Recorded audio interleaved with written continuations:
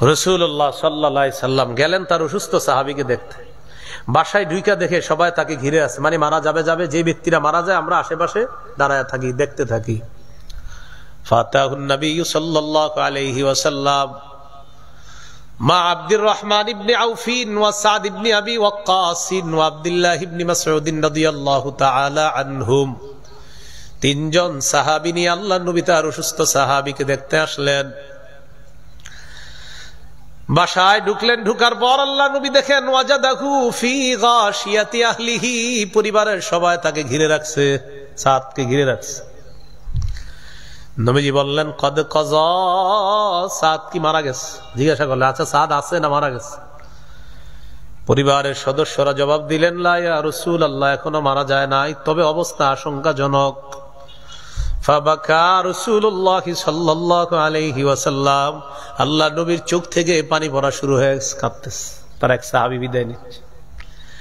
ফালাম্মা রাআল কওমু বুকাআন নবী সাল্লাল্লাহু আলাইহি ওয়াসাল্লাম বাকাও, আশেপাশের মানুষ যখন দেখলো আল্লাহর নবীর চোখে পানি, তারাও কান্না শুরু করছে। নবীজি কান্দে, আশেপাশের মানুষ তারাও কান্না শুরু করছে। এবার আল্লাহর নবী যে কথাগুলা বললেন, এটাই হলো আমাদের আজকের আলোচনার মূল শিক্ষা। মূল কথাগুলা এটা, এই যে ওয়াজ করতেছি মূল কথাগুলা এটা। আলা তাসমাউনা ইন্নাল্লাহা লা ইউআযযিবু বিদামইল আইন ওয়ালা বিহুজনিল কলবি ওয়ালাকিন ইউআযযিবু বিহাযা। নবীজি বলেন শোনো তোমরা, চোখের পানির কারণে আল্লাহ তাআলা কাউকে আযাব দেন না, অন্তর ব্যথিত হওয়ার কারণে কোন মৃত ব্যক্তিকে আল্লাহ আযাব দেন না। ওয়ালাকিন ইউআযযিবু বিহাযা, আমরা যারা দুনিয়াতে আছি আমাদের জিহ্বার উল্টা পাল্টা বলার কারণে আল্লাহ তাআলা আযাব দেয়। দেখেন কি বলছে, ইন্নাল্লাহা লা ইউআযযিবু বিদামইল আইন, চোখের পানির কারণে আল্লাহ আযাব দেন না। ওয়ালা বিহুজনিল কলবি, অন্তর ব্যথিত হওয়ার কারণে আল্লাহ আযাব দেন না। ওয়ালাকিন ইউআযযিবু বিহাদা ওয়া আশারা ইলা লিসানি, নবী তার জিহ্বাটার দিকে ইঙ্গিত করে বললেন শোনো, এটার কারণে আযাব হয়, এটার কারণে আল্লাহ তাআলা মানুষকে আযাব দেয়। এটার কারণে না, অন্তরের কারণে না, এটার কারণে মুখ দিয়ে উল্টা পাল্টা বলে, এই কারণে আযাব দেয়। এরপরে নবী বলেন ইন্নাল মাইয়িতা ইউআযযাবু বিবুকাই আহলিহি আলাইহি, মৃত ব্যক্তির পরিবার যখন তার জন্য বিলাপ করে কান্না করে, ওই মৃত ব্যক্তির বিলাপ করে কান্না করার কারণে মৃত ব্যক্তিকে আযাব দেওয়া হয়। বলি না আউযুবিল্লাহ। আবার বলছি, আমরা হলাম মৃত ব্যক্তির স্বজন, আমরা যদি বিলাপ করে কান্নাকাটি করি, নবী বলেন মৃত ব্যক্তিকে তোমার বিলাপ করে কান্নার কারণে আযাব দেওয়া হয়। বিলাপ করে কান্না করা যাবে না।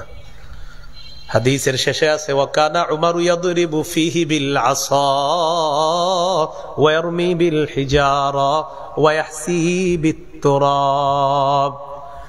ওমর ফারুক রাদিয়াল্লাহু তাআলা আনহু যদি দেখতেন কেউ কান্না করে, বিলাপ করে, লাঠি দিয়ে আঘাত করতেন। ওয়া ইয়ারমি বিল হিজারা, মাঝে মাঝে পাথর মারতেন, পাথর মাইরা বলতেন এই চুপ, মুখ দিয়ে উল্টা পাল্টা বলবা না। মাঝে মাঝে ইয়াহসি বিত তুরাব, মুখের মধ্যে বালু ঢুকাইয়া দিতেন। মুখে চোখ দিয়ে পানি আসছে, হ্যাঁ ঠিক আছে, এটা ঠিক আছে। অন্তর ব্যথিত তোমার, ঠিক আছে। তুমি শোকাহত, ঠিক আছে। মুখ না, মুখ লড়বে না, মুখের ভিতরে বালু দিয়ে বসায় রাখতেন, এইটা দিয়ে উল্টা পাল্টা কথা বলবা না। তো এই উল্টা পাল্টা কাজগুলা কারা করে সমাজে বেশি? মা বোনরা করে। কারা? মা বোনরা সাধারণত এই উল্টা পাল্টা কাজটা বেশি করে ফেলে। কেউ মৃত্যুবরণ করলে আজীব ধরনের কিছু কবিতা বইলা, 3-4 জন একসাথে মহিলা বইসা দেখবেন, কোন যুগের কবিতা এটা কোনো বই পাইবেন না আপনারা, এটা একটা বানানো, এটা বংশ পরম্পরায় এটা আসছে। এই কবিতাগুলা দেখবেন বইসা বইসা বলে আহারে নেরা রে রে, বিভিন্ন ভাবে বইলা বইলা এরকম কানতে থাকে। আল্লাহ আমাদেরকে হেফাজত করেন। তাহলে কি শিখলাম? চোখের অশ্রুর কারণে আযাব দেওয়া হয় না, অন্তর ব্যথার কারণে আযাব দেওয়া হয় না। বলেন এটার কারণে আযাব দেয় কোনটা? জিহ্বা। তাহলে জিহ্বা দিয়ে উল্টা পাল্টা কথা বললে ওমর কি করতেন? মারতেন, পাথর মারতেন, বালু ঢুকাইয়া দিতেন। এখন আপনারা কি করবেন? আপনারা আবার মাইরেন না। এরকম কেউ বললে আস্তে তার মুখটা চেপে ধরবেন, ভাই চোখে পানি, ঠিক আছে, মুখ দিয়ে উল্টা পাল্টা কথা বলবো না। বলে কি যে আজরাইল বুঝি আমার ঘরটা দেখলো আর কারো ঘর দেখলো না, নাউজুবিল্লাহ, এগুলা বলা যাবে না। আরে ছেলেটা অকালে মরে গেল, মেয়েটা অকালে মৃত্যুবরণ, অকালে কারো মৃত্যু হয় না, মনে রাখবেন, অকালে কারো মৃত্যু হয় না, শিরকি কথা। পোস্টারে লেখা থাকে, ব্যানারে, অমুকের অকাল মৃত্যুতে আমরা শোকাহত, আমরা তার বিদেহী আত্মার মাগফিরাত কামনা করছি, লেখা থাকে না? এক চা দোকানে বইসা আমি যখন এই লেখা দেখছি, চা দোকানদারের নগদ এই লেখা পরিবর্তন করে। আমি কাটেন কাটেন, এটা নগদ কাটেন। হুজুর মহব্বত করি। আমি মহব্বত করলেই লেখা আগে কাটেন, মানে উনি আমারে মহব্বত করে। তো ওই দোকানে বসছি, ওনার দোকানে একজনের পোস্টারে লেখা, অমুকের অকাল মৃত্যুতে আমরা শোকাহত, তার বিদেহী আত্মার মাগফিরাত কামনা। আমি এটা কি কয়? হুজুর ওই আমাদের অমুকে মহব্বত করি, তো এই জন্য পোস্টার লাগাইছি বিভিন্ন জায়গায় আমার দোকান। আমি আগে ওই লেখাটা কাটেন। অকালে কারো মৃত্যু হয় না, সময় অনুযায়ী মৃত্যু হয়। অকাল কি? অকাল মৃত্যু শিরকি কথা। তার মানে মরাটা কবে হইলে ভালো হইতো? আপনি আমার একটু বলেন তো। তাহলে প্রিয় ভাইরা, এগুলা বলবো না, বলেন ইনশাআল্লাহ। অকাল মৃত্যু বলে কিছু আছে না, এগুলো আমরা বলবো না। অকালে মৃত্যুবরণ করা, এগুলা বলবো না আমরা। আল্লাহ কথাগুলা বুঝার তৌফিক দান করেন। 4 নাম্বার দৃষ্টান্ত, সহিহ বুখারীর বর্ণনা, 2798 নম্বর হাদিস, 2798। মুতার যুদ্ধে রাসূল সাল্লাল্লাহু আলাইহি সাল্লাম 3 জন সেনাপতি যাদের ব্যাপারে নবী বলেছেন তারা শহীদ হয়ে যাবে। প্রথমে যায়েদ ইবনে হারেসা শহীদ হবে, এরপর পতাকা নিবে জাফর। জাফর পতাকা নেওয়ার পর সেও যদি শহীদ হয়ে যায়, পতাকা নিবে আব্দুল্লাহ ইবনে রাওয়াহা। আব্দুল্লাহ ইবনে রাওয়াহা শহীদ হয়ে যদি যায়, মুসলমানদের যে কেউ নেতৃত্ব দিবে, পতাকা নিবে। এতটুকু নবী বললেন। আজানের জবাব দেন। আল্লাহু আকবার,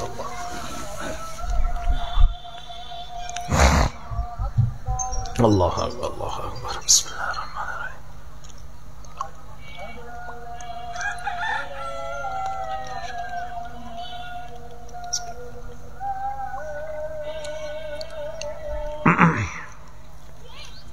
আশহাদু আল্লা ইলাহা ইল্লাল্লাহ,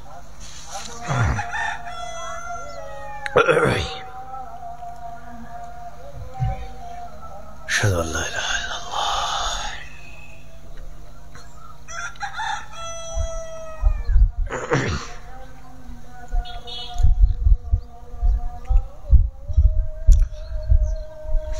আশহাদু আন্না মুহাম্মাদার রাসূলুল্লাহ।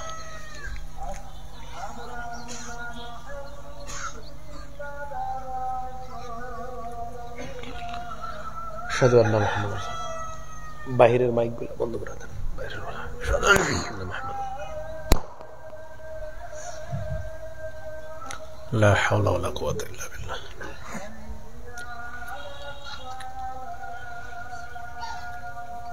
লা হাওলা ওয়ালা কুওয়াতা ইল্লা বিল্লাহ।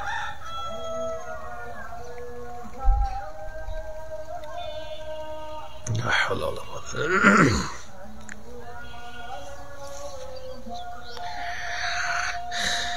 লা হাওলা ওয়ালা কুওয়াতা ইল্লা বিল্লাহ।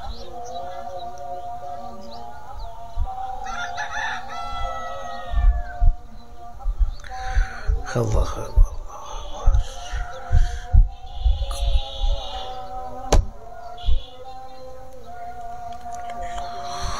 اللهم صل على محمد اللهم رب هذه التامة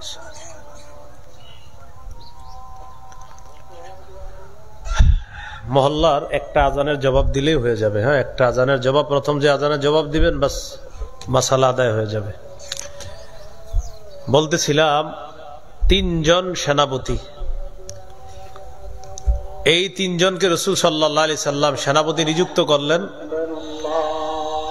3 জন হলো, একজন হলো আপনার যায়েদ ইবনে হারেসা, আরেকজন হলেন জাফর ইবনে আবি তালেব, আরেকজন হলেন আব্দুল্লাহ ইবনে রাওয়াহা রাদিয়াল্লাহু তাআলা আনহুম। 3 জনকে রাসূল সাল্লাল্লাহু আলাইহি সাল্লাম পাঠাইলেন। এই 3 জন শহীদ হওয়ার পর নবীজি বললেন, মুসলমানদের যে কেউ নেতৃত্ব দিতে পারবে। তো নবীজি সাল্লাল্লাহু আলাইহি সাল্লাম মসজিদে নববীর মধ্যে আছে। জিবরিল আমিন মুতার যুদ্ধের পুরা বিস্তারিত বিবরণ ক্ষণে ক্ষণে আল্লাহ রাসূলের কাছে পৌঁছায় দিতেছে। নবীজি ভাষণ দিলেন, ভাষণে বললেন, আখাযা রায়াতা যাইদুন, যায়েদ পতাকা নিয়েছে, ফাউসিবা, তাকে শহীদ করে দেওয়া হয়েছে। সুম্মা আখাযাহা জাফর, এরপর পতাকা নিয়েছে জাফর, ফাউসিবা, তাকেও শহীদ করে দেওয়া হয়েছে। সুম্মা আখাযাহা আব্দুল্লাহ ইবনে রাওয়াহা, এরপর পতাকা নিয়েছে আব্দুল্লাহ ইবনে রাওয়াহা, তাকেও শহীদ করে দেওয়া হয়েছে। সুম্মা আখাযাহা খালিদ ইবনুল ওয়ালিদ ফাফুতিহা লাহু, এরপর খালিদ ইবনে ওয়ালিদ পতাকা নিছে, আল্লাহ তার নেতৃত্বে মুসলমানদেরকে বিজয় দান করছে। শহীদ হলো 3 সাহাবী নেতা। নবীজি বললেন মা ইয়াসুররুহুম আন্নাহুম ইনদানা ওয়া আইনাহু তাজরিফান, যারা শহীদ হয়েছে তাদের এটা পছন্দ না যে তারা আমাদের কাছে থাকবে, তাদের এটাই পছন্দ তারা এখন যেখানে আছে। এটা বলতে বলতে নবীর চোখ থেকে পানি পড়তেছে। ওই যে সাহাবীদেরকে হারিয়ে ফেলছে। শহীদ হওয়ার নিয়ত আসেনি সবার? হ্যাঁ, সবার নিয়ত আছে। আল্লাহ তাআলা তৌফিক দান করেন। তিরমিজির বর্ণনা 1663 নম্বর হাদিস, উহুদের যুদ্ধে 70 জন শহীদ হয়েছে। রাসূলুল্লাহ সাল্লাল্লাহু আলাইহি সাল্লাম বলেন লাম্মা উসিবা ইখওয়ানুকুম বিউহুদ, উহুদ যুদ্ধে তোমাদের ভাইয়েরা যখন শহীদ হয়েছে, জাআলাল্লাহু আরওয়াহাকুম ফি জাওফি তায়রিন খুদরিন, আল্লাহ তাদের আত্মাগুলা সবুজ পাখির ভিতর ঢুকায় দিয়েছে। তারিদু আনহারাল জান্নাতি ওয়া তাকুলু মিন সিমারিহা, ওই সবুজ পাখির ভিতরে তারা আত্মা ঢুকিয়ে দেওয়ার পর সবুজ পাখিগুলা জান্নাতের ঝর্ণার উপরে দিয়ে উড়তে উড়তে জান্নাতের ফল খায়। ওয়া তাওয়ি ইলা কানাদিলা মিন যাহাবিন মুআল্লাকাতিন ফি জিল্লিল আরশ, আরশের ছায়ার নিচে স্বর্ণের ফানুসের মধ্যে গিয়ে ওই পাখিগুলা বসে। বসার পর শহীদরা তখন বলে মাইয়ুবাল্লিগু আন্না ইখওয়ানানা, আমাদের যে ভাইয়েরা দুনিয়াতে আছে ওদের কাছে আমাদের খবরটা কে পৌঁছায়া দিবে যে আমরা কত আনন্দে আছি? কারা বলবে এটা? আল্লাহ তাআলা উহুদের ওই শহীদদেরকে বললেন উবাল্লিগুহুম আনকুম, তোমাদের ব্যাপারটা আমি আল্লাহ দুনিয়াবাসীকে জানায় দিব। ওই উহুদের শহীদদেরকে বলছে।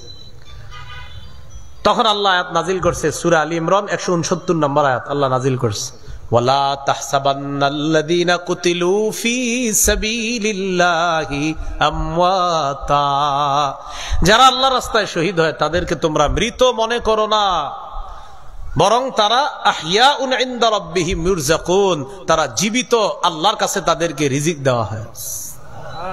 বাল আহইয়াউন ইনদা রাব্বিহিম ইউরযাকুন, তাদেরকে রিজিক দেওয়া হয়। শহীদ হওয়ার নিয়ত আসেনি সবার?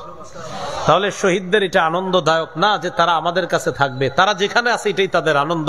বাকি তাদেরকে নবী হারিয়ে ফেলছে, দয়ার চোখের পানি নবীর চোখ থেকে বের হয়েছে, নবীর চোখ থেকে পানি পড়তেছিল। এইগুলো আপনার দয়ার কান্না। 2 নাম্বার, রাসূল সাল্লাল্লাহু আলাইহি সাল্লামের নফল নামাজে কান্না। আম্মা জান আয়েশা সিদ্দিকা রাদিয়াল্লাহু তাআলা আনহাকে এক সাহাবী নাম ইবনে উমাইর, না আম্মা জান আয়েশা সিদ্দিকার ছাত্র, বললেন আম্মা জান আখবিরিনা বিআজাবি শাইইন রাআইতিহি মির রাসূলিল্লাহ, আপনি নবীর জীবনে যত আশ্চর্য জিনিস দেখছেন এর মধ্যে একটা আশ্চর্য জিনিস শোনান তো আমাকে। আম্মা জান বললেন নবীর জীবনের সবই তো আশ্চর্য, কোনটা শোনাম? ঠিক আছে একটু মনে করে নি। সাকাতা, চুপ করলেন, একটু পরে বললেন ঠিক আছে আমি একটা বলি। একদিন রাতের বেলা আমার ঘরে নবীর পালা, বিভিন্ন স্ত্রীদের কাছে নবীর যাইতে হইতো, তা আমার ঘরে নবীর পালা। সহিহুত তারগীব হাদিসের একটা কিতাব আছে, এই কিতাবের 1468 নম্বর হাদিস।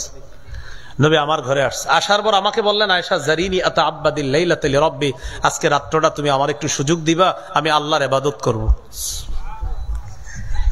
আজকে রাতটা পুরোটা তুমি আমার কাছে পাও না, এটা বান্দার হক, কিন্তু আমি একটু আল্লাহর হক পালন করতে চাই, এটা যদি তুমি অনুমতি দাও, কারণ তুমি আমার কাছে পাও না হক। আম্মা জান বললেন আল্লাহি ইন্নী লা উহিব্বু কুরবাক ওয়া উহিব্বু মা ইয়াসুররুক, ইয়া রাসূলুল্লাহ, আপনার কাছাকাছি থাকাটা আমার যেমন পছন্দ, আপনি যা পছন্দ করেন এটাও আমার পছন্দ। আপনি ইবাদত করবেন করেন, এটাও আমার পছন্দ।